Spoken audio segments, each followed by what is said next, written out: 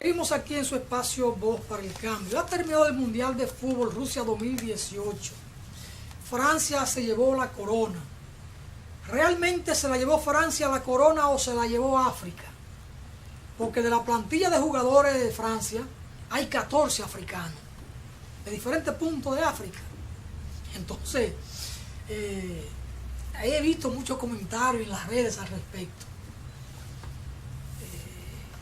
La corona, ¿corresponde ciertamente a Francia o corresponde a África? Son de las cosas que hay que ver. Pero bueno, aquí con José Ismael Román para ver lo de política internacional. Está anunciada una cumbre Donald Trump, Vladimir Putin de Rusia.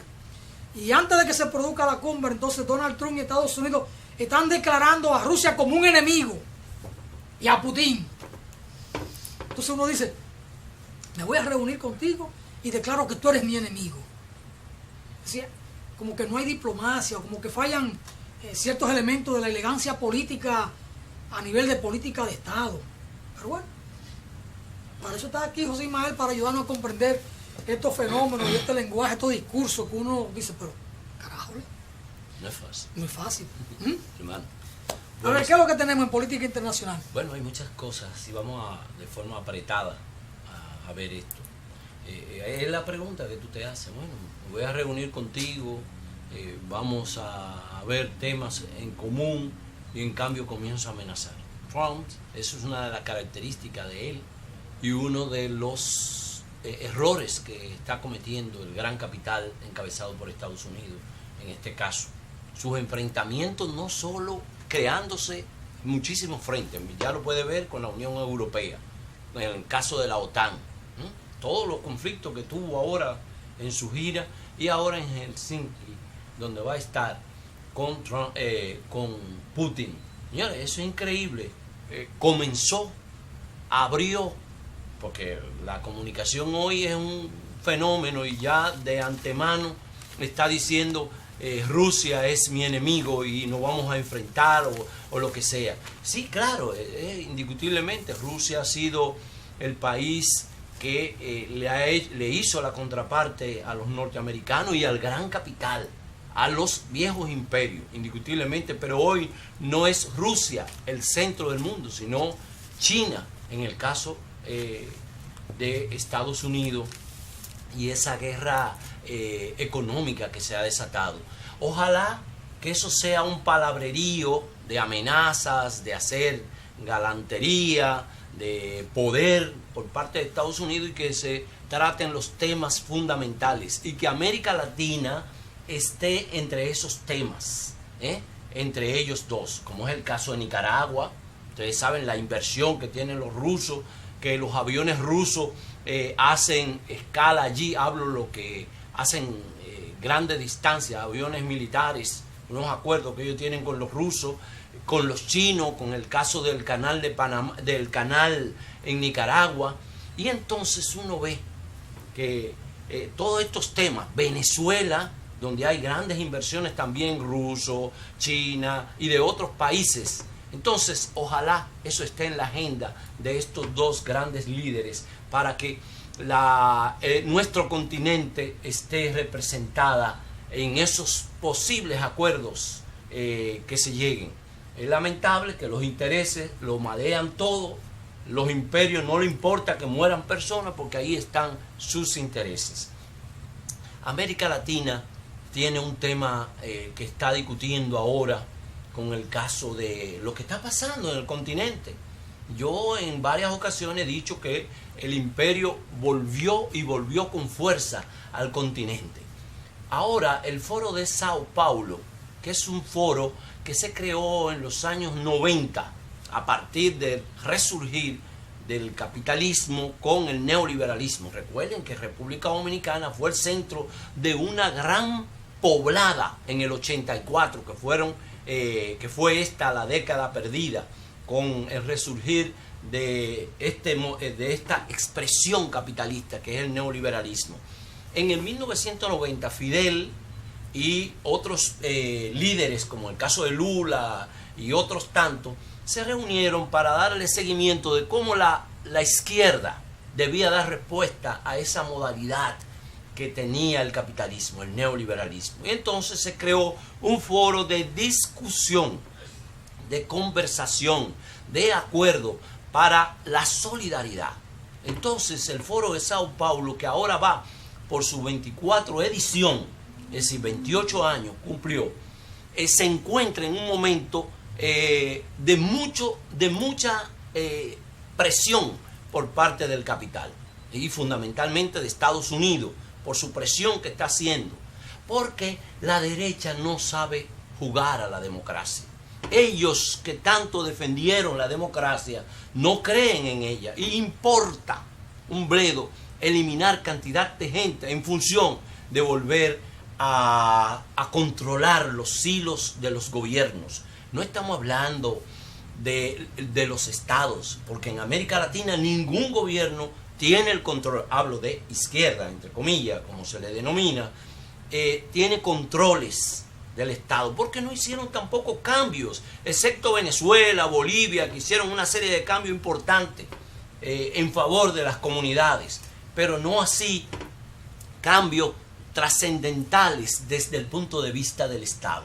Entonces, esta edición donde participan de República Dominicana hay una cantidad importante de partidos y personalidades del continente. Hay muchos legisladores que están participando, incluso el presidente de Cuba, Caney, estuvo en la inauguración como otros tantos, y donde se reclama ver el problema de la agresión que hay de las derechas hacia los gobiernos liberales, que lo que han hecho es resolver el problema, facilitarlo, que la democracia esta representativa, que no representa nada, que lo que hace es engordar, y el ejemplo es República Dominicana, a unos grupos minoritarios que son estas oligarquías, y la expresión nuestra es muy particular, y en términos generales, es ver los problemas generales del Caribe y de nuestro continente. Entonces, por tanto, insistimos, no saben jugar a la democracia. Cuando llegan los gobiernos quieren quitarlo antes.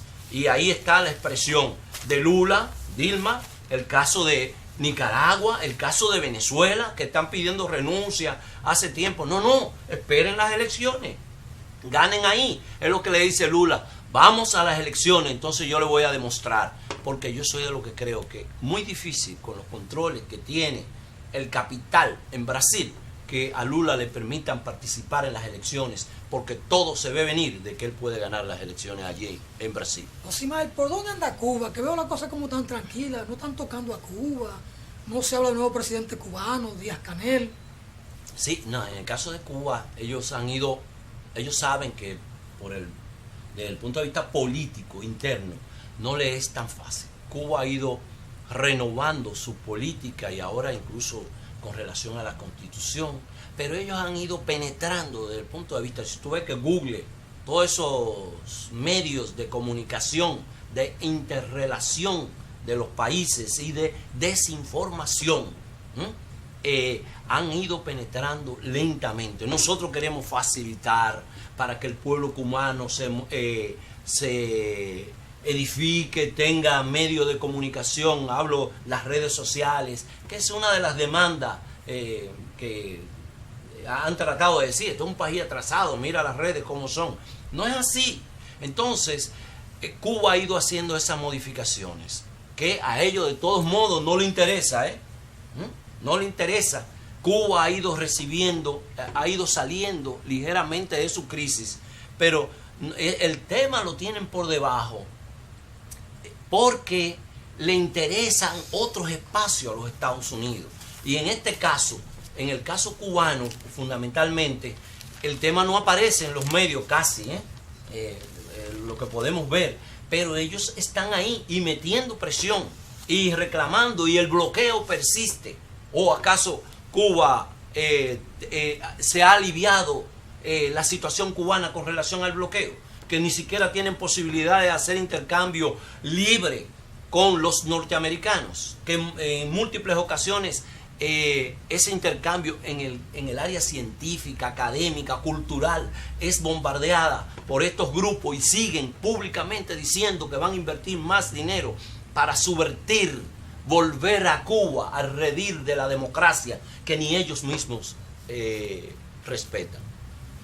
Interesante lo de Cuba ahí con Díaz-Canel, muchos pensaban otra cosa, aunque algunos hablaban de la continuidad de todo el ordenamiento político social, porque Díaz-Canel es un hombre de la estructura, es un hombre del aparato, es un hombre del partido.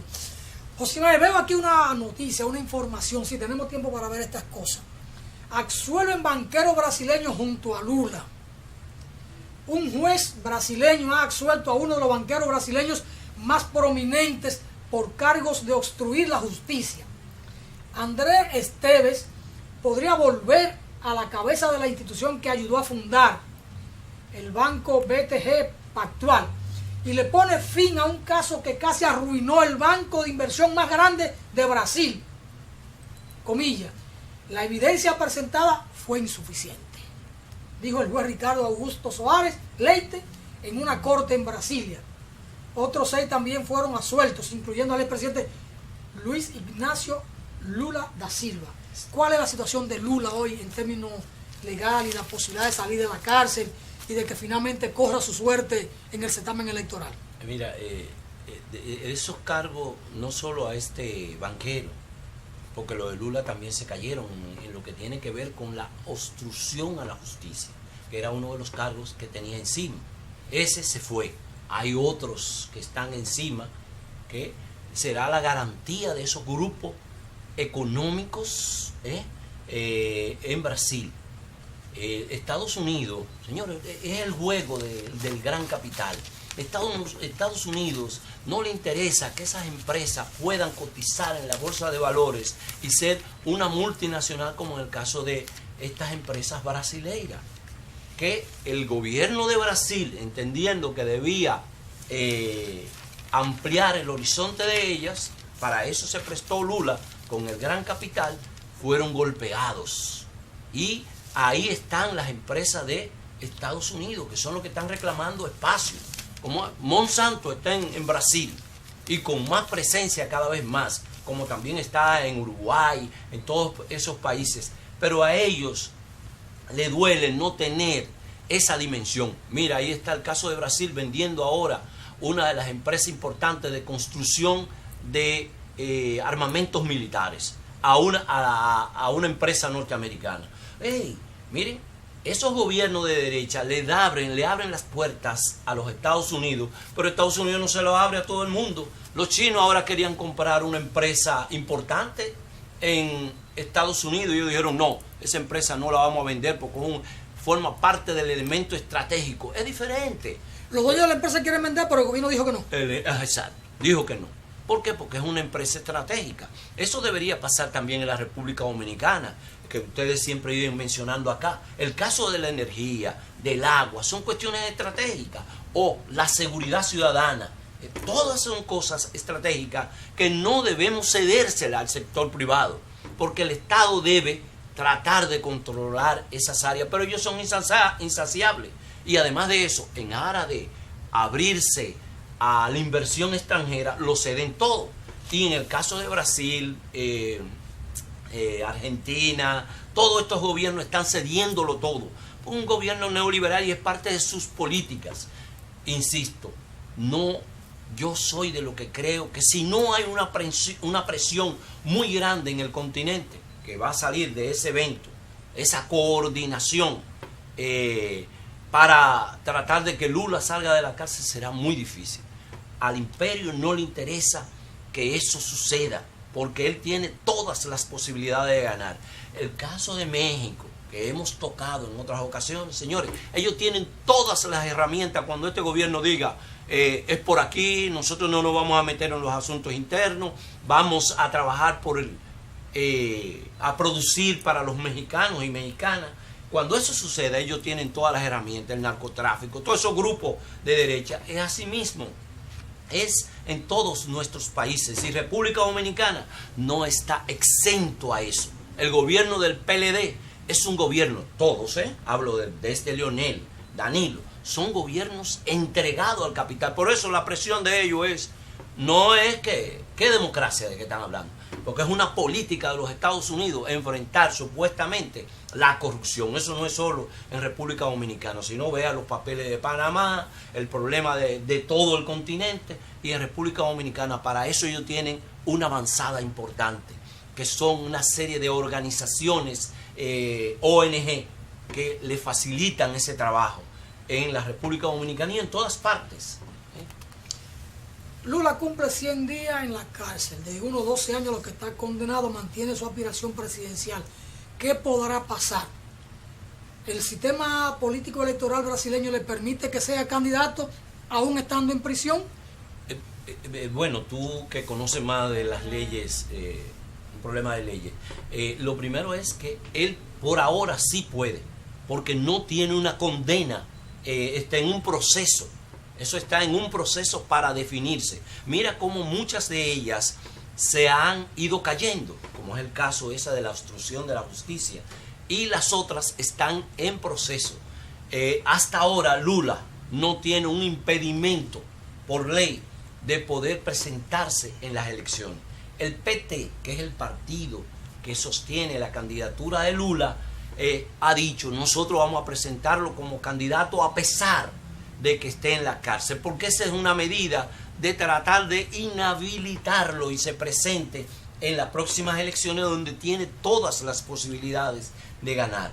Indiscutiblemente ellos van a tratar de insistir. Por eso vimos como otros jueces inmediatamente hubo se le dio en el caso del habeas corpus, que podía salir a la calle, varios jueces una vez se pronunciaron porque obedecen a esos intereses. Y la justicia en Brasil tiene un problema de división por los intereses.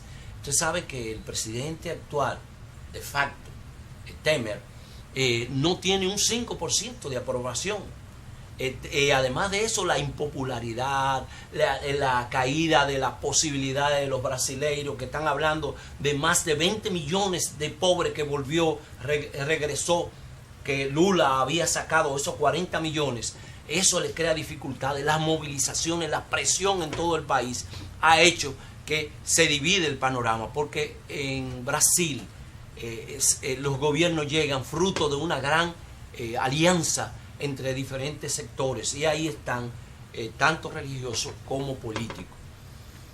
Bueno, él está condenado a 12 años, lo habrá apelado, lo habrá recurrido a la sentencia. Eso lo deja un poco sin efecto, pero a pesar de estar virtualmente inhabilitado por la justicia, se mantiene como candidato. Ya veremos qué va a pasar. Los días pasan y pasan rápido, y esto es ya a final de año. Sí. Trump incluye a Rusia entre los enemigos antes de la cumbre.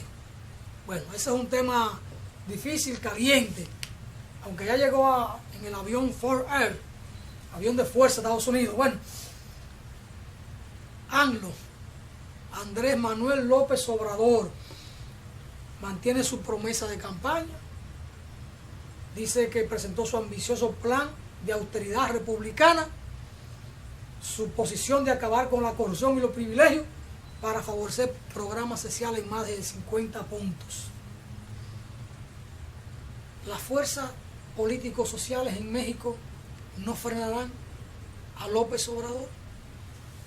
Yo creo que no solo esa fuerza, si uno ve el caso de México, por ejemplo, lo primero que comenzó a ahorrar, por ejemplo, iba a comprarle a Estados Unidos, Peña Nieto, 8 helicópteros, que hacía millones de dólares, y de pesos mexicanos ni hablar, y suspendió esa compra. Va a vender el avión presidencial, va a viajar en primera clase en líneas públicas, o arrendando aviones, que es con el objetivo de ahorrar. Ayer, por ejemplo, en México, ustedes pudieron ver cómo nuevos alcaldes están invitando. En México es el país, lo que hemos tenido la posibilidad de ir allí, de uno ver tantas carreteras que han sido privatizadas. Entonces la gente comenzó a presionar de que todos esos controles de carretera para pagar peaje, que ya fueron pagos por la contribución de la gente y del Estado a esos contratistas que hicieron esas carreteras, van a quitar esos controles.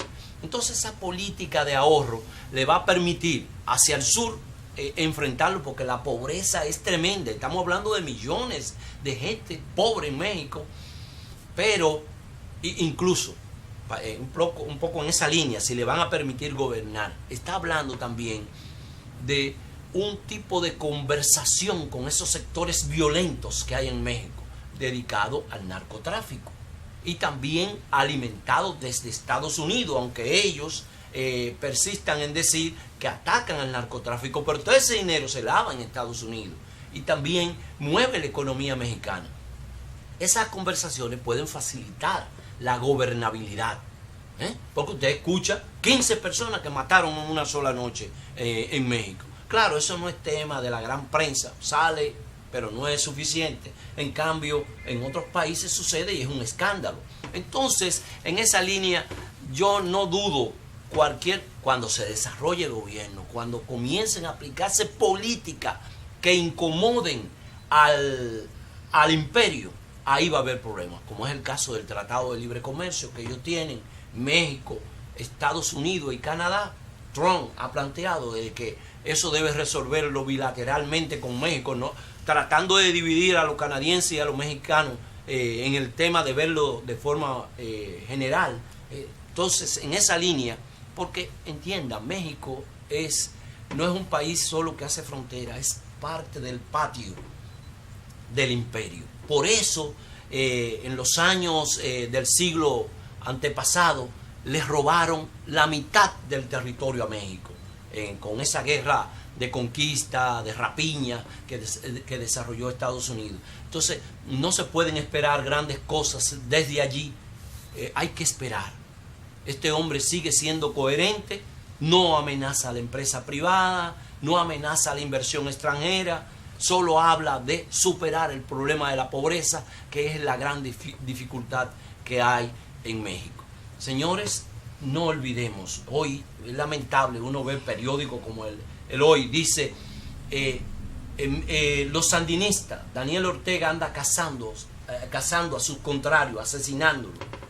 Señores, ayer hubo una gran concentración en Nicaragua por la paz, donde estuvo el presidente a la cabeza, pero asesinaron a 3 policías, a 3 funcionarios de la policía, y hoy aparece este medio. Claro, hubo también 3 sandinistas más que fueron asesinados por estas bandas terroristas auspiciadas por los sectores de derecha que no son capaces de esperar las próximas elecciones para sacarlo de ahí, si es verdad que tienen tanta popularidad.